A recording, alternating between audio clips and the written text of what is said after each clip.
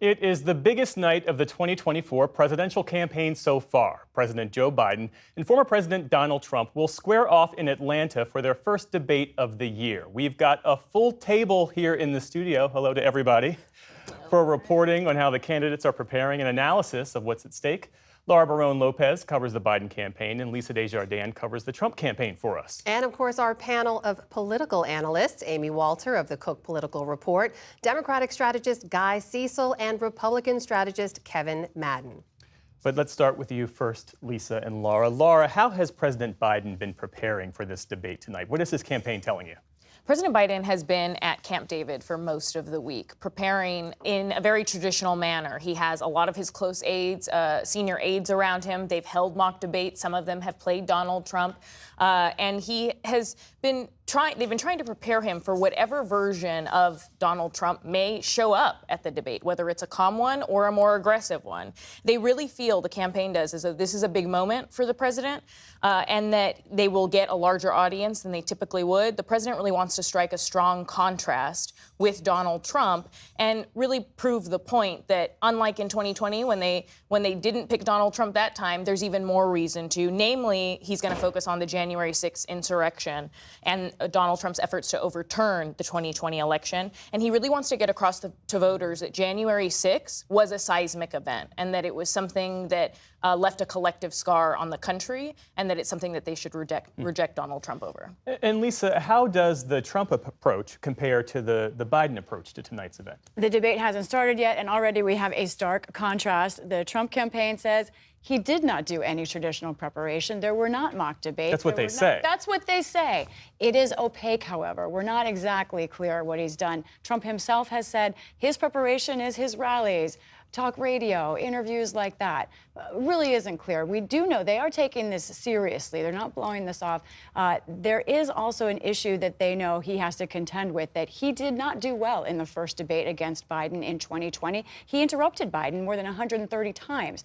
Now, if you talk to Trump campaigners and you also talk to his allies, they like that among the rules tonight is that his mic will be cut off when Biden is speaking. They think that helps Trump, even if he doesn't like it, because they want the calm Trump that Laura was talking about. They think that will help him more with voters. We expect him to talk about issues, inflation, immigration, and also one thing they're doing is they're launching some ads attacking Biden. This is one about issues.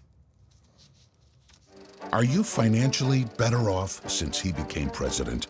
Are you and your family safer since he became president?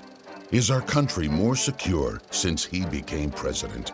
After 4 years of failure under Joe Biden, it's time to make America prosperous and strong again. I'm told that's playing in some swing states and in D.C. One other thing, the Trump campaign is trying to set expectations. As much as they try to say that Joe Biden is someone who can't actually be capable of being president, they say he's a great debater. So they want to set that expectation. And they are already attacking the moderators, setting up a possible, if it doesn't do well, he's going to blame it on them. So the Trump campaign is focused on immigration and crime. Laura, what is the Biden campaign focused on in terms of policy? Abortion is going to be a big one for President Biden, and the campaign launched a number of ads this week marking the anniversary of the Dobbs decision, including one today that is going to run during the debate. It features Dr. Lauren Miller, who is a high-risk pregnancy physician, and she left Idaho because of their near-total abortion ban. These laws are truly barbaric. They are putting us back decades, if not centuries. Donald Trump did this. He put women's lives in danger. This election is the most important election of my generation and my daughter's generation. President Biden's campaign is going to be featuring a lot of voices like that, including some women who had to travel out of their state to get abortions, ones who felt as though they really almost died because they had trouble getting abortions since the fall of Roe. And then also President Biden is expected to try to get out ahead of Donald Trump and counter his attacks that he may have on the economy, specifically pointing to leading economists, including some 16 Nobel laureates this week who had a warning about Donald Trump's second term. They said that they believe that a second Trump term would have a negative impact on the U.S.'s economic standing in the world, as well as a negative impact on the domestic economy. And so President Biden is essentially going to warn that a second Trump term would actually increase inflation. And then, of course, on immigration, administration, he is going to try to beat back some of Donald Trump's attacks and really remind voters about the family separation policy under Trump's administration and point out the recent actions that he has taken, specifically the crackdown on asylum seekers at the border, as well as his relief to undocumented spouses of U.S. citizens. You both have been speaking to voters across the country. Lisa, what's your sense of whether or not people will tune in tonight and whether it really matters in terms of how they're going to cast their vote? There has never been a debate this early in a presidential election cycle. Americans are planning to watch. They are not happy about this election, but they're taking it very seriously. We know this from polling about the planning to watch. We also know this from talking to voters. Laura and I have dozens of voters over the past couple of weeks that we've been talking to as part of this project to contact discontented voters who really aren't comfortable with either candidate. You know, and when we talk to them, we wanted to pull a couple of sound bites from interviews we've been doing. This is from one Republican and one Democrat about what they want to watch for tonight. I want him to come across as the powerful leader that he is. And I want him to overcome this feebleness narrative.